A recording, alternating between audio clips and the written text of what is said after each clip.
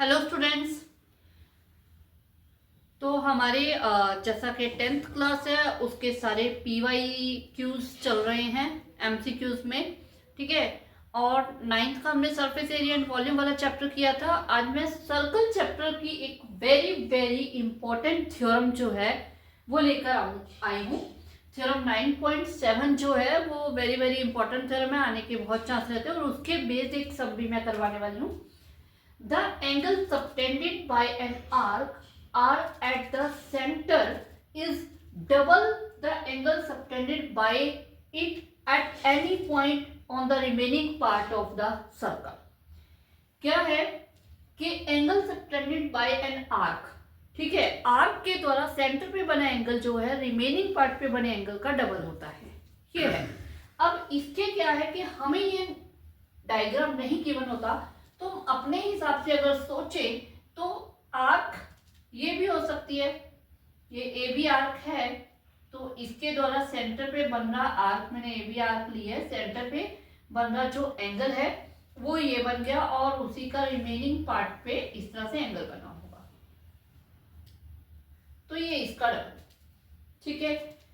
और अगर हम लें तो आर्क ऐसे भी ले सकते हैं। अब सेंटर पे बन रहा एंगल ये है, ठीक है, और रिमेनिंग पार्ट पे बना एंगल है ए से भी। क्लियर। और हम इसको एक माइंड में आ रहा हो कि ये आर्क इतनी बड़ी भी तो हो सकती है। ये ए बी आर्क है और यहां अगर सेंटर है तो ये सेंटर पे बना एंगल है और ये एंगल है इसका रिमेनिंग पार्ट पे बना एंगल। तो कैसे भी हो, समझ में आ रहा है, कैसे भी हो ये जो आपकी 9.7 थ्योरम है, ये जो प्रॉपर्टी है, ये प्रॉपर्टी हर टाइप के ऊपर अप्लाई होगी। सिंपल सी बात है, माइंड में रख लो, हर तरह से अप्लाई होगी।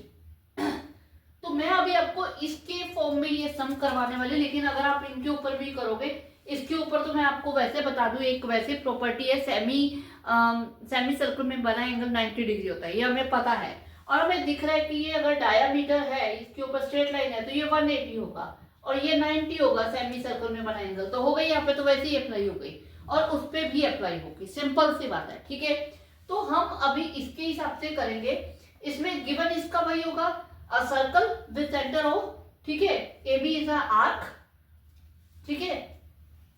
उसके बाद टू प्रूव हमें जो करना है वो हमें करना है एंगल ए ओ बी जो है वो two of angle A C B है।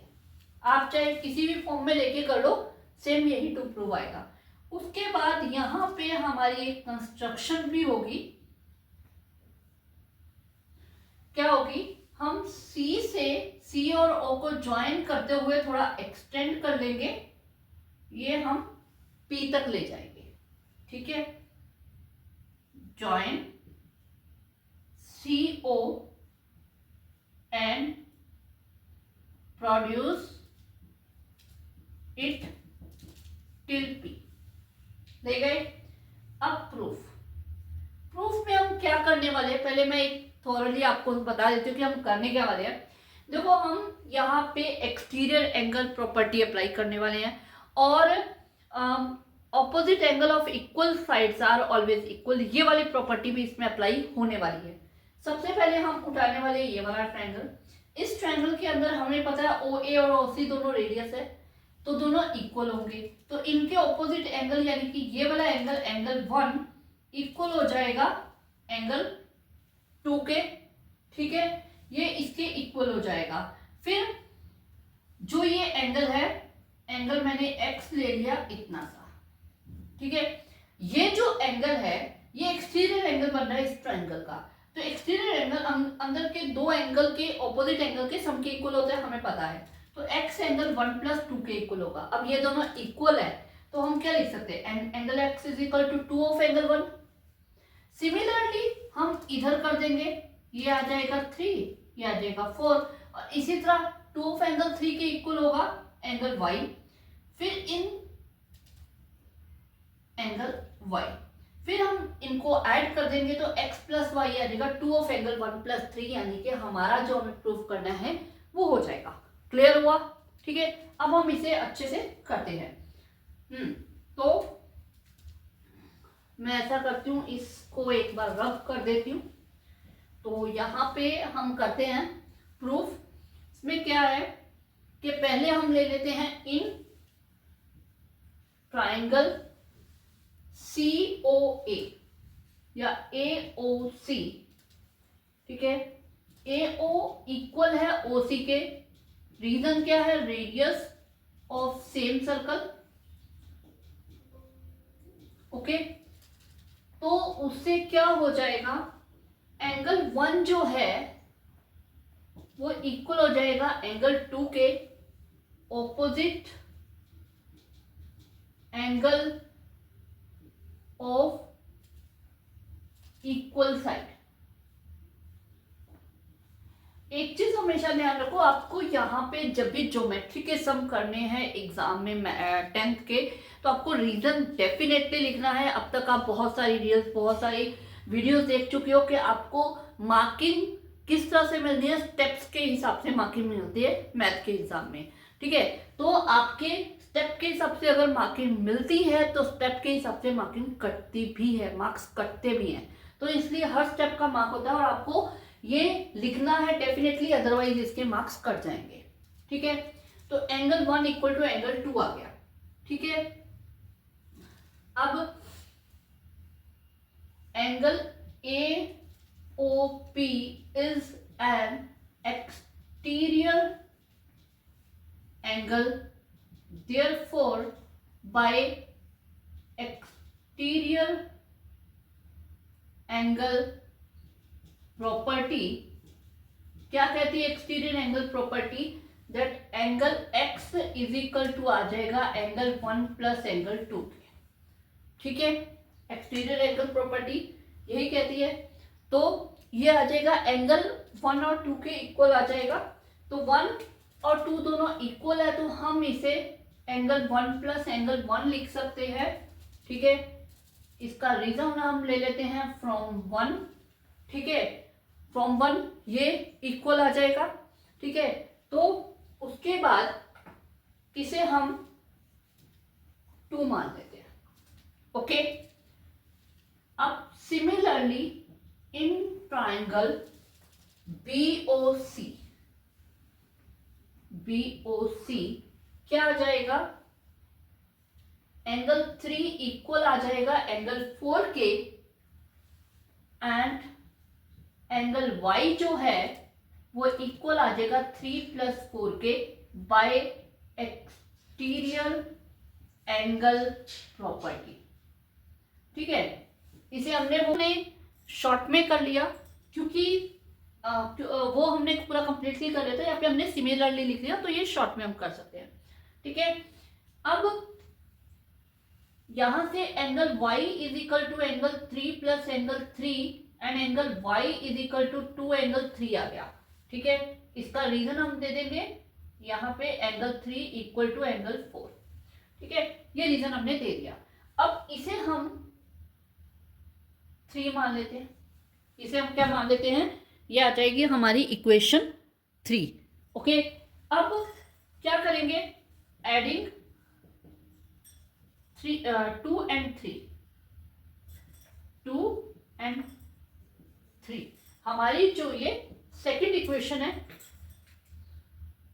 यहां से इसे हमने 2 एंगल 1 ये, और ये है ये y लिखा हुआ है एंगल y।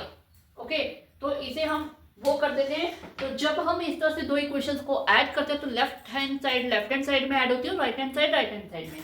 तो ये लेफ्ट हैंड साइड है x और y, तो ये आ जाएगा angle x plus angle y, और इधर आ जाएगा 2 angle 1 plus 2 angle 2, 2 angle 3। Clear? इन दोनों में से 2 कॉमन निकल जाएगा और x प्लस वाई क्या बन जाएगा? AOB बन जाएगा। एंगल AOB ये आ जाएगा 2 एंगल 1 प्लस एंगल 3। अब 2 एंगल 1 प्लस एंगल 3 क्या बन जाएगा? ACB। Angle A O B आ जाएगा two angle A C B, जो कि हमें एग्जैक्टली टू प्रूफ था हमारा, वही हमने प्रूव कर दिया। क्लियर हुआ?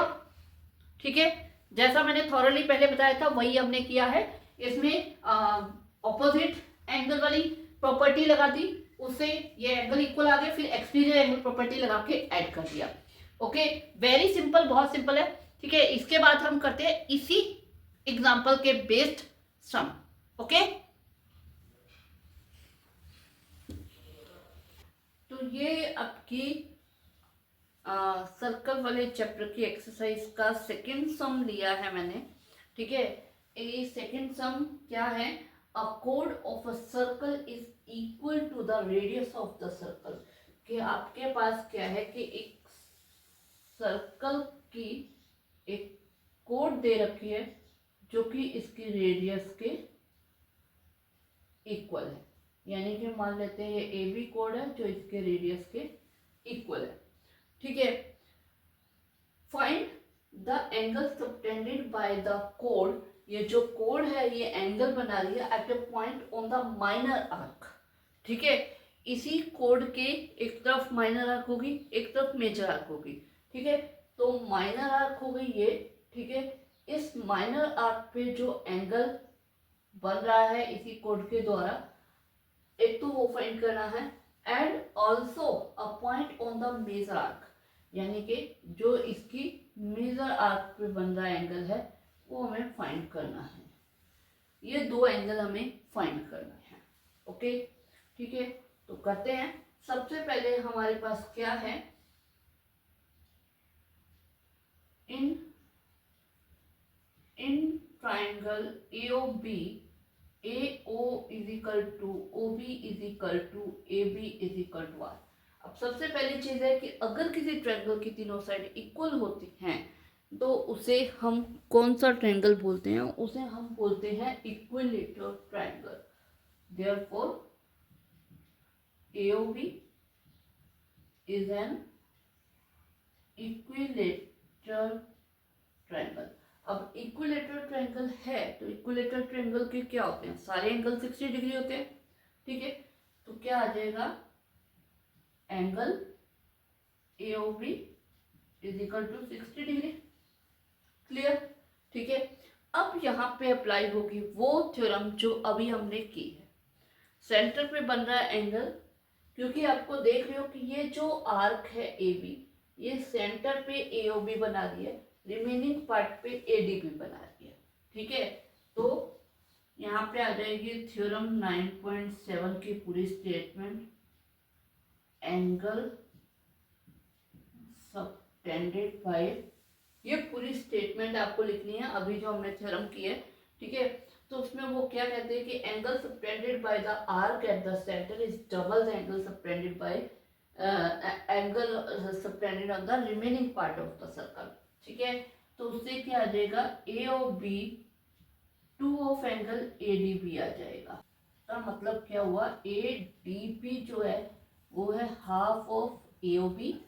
ठीक है, तो ADB हमारे पास आ जाएगा हाफ ऑफ AOB, हमारे पास है 60 डिग्री, तो ये आ जाएगा 30 डिग्री, यानी ADB की वैल्यू हमारे पास 30 डिग्री है।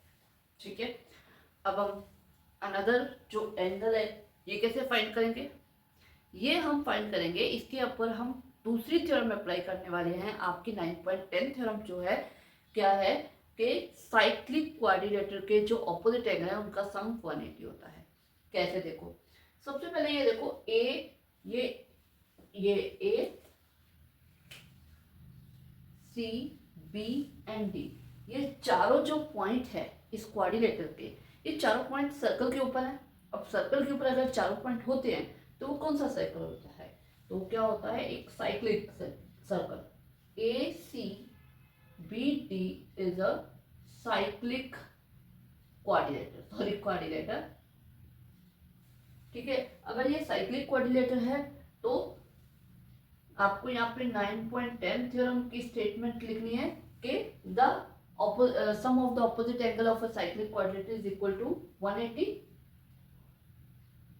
सम ऑफ 180, तो उससे क्या आ जाएगा, अब इसका ये और ये दोनों ऑपोजिट एंगल बन रहे हैं, यानी A C B plus A T B जो है वो होगा 180, ठीक है 180 हो जाएगा। अब ए सी बी को हम एज इट इज रहने देते हैं, ये हमारे पास 30 डिग्री है, ठीक है, तो ए सी बी जो है वो क्या आ जाएगा 180 माइनस 30 यानी कि 150, तो ये हमारे पास 150 आ जाएगा। और हमें यही दोनों एंगल फाइंड करने थे, सो जो हमारे पास आ गए। दो थ्योरम हमने इस पे अप्लाई की हैं, एक तो जो अभी हमने की थी angle subtended on the centre is double the angle subtended on remaining part of the circle, ठीक है। और दूसरी थ्योरम जो हम आगे मैं आपको वीडियो में लेके आने वाली हूँ, करवाने वाली हूँ कि the sum of opposite angle of a cyclic quadrilateral is equal to 180। दोनों ही very very very important theorems हैं, ठीक है। और मैं आपको यहाँ पे अब जब एग्जाम इतनी पास में तो वेरी इंपॉर्टेंट चीज़ें ही करवा रही हूँ, तो उसमें हम वो थ्योरम, इसीलिए वो थ्योरम भी मैं करने वाली हूँ। आजकल में उसकी वीडियो भी आ जाएगी, हो सकता है आज इवनिंग में 5 o'clock ही इसको मैं अपलोड कर दूँ, ठीक है। तो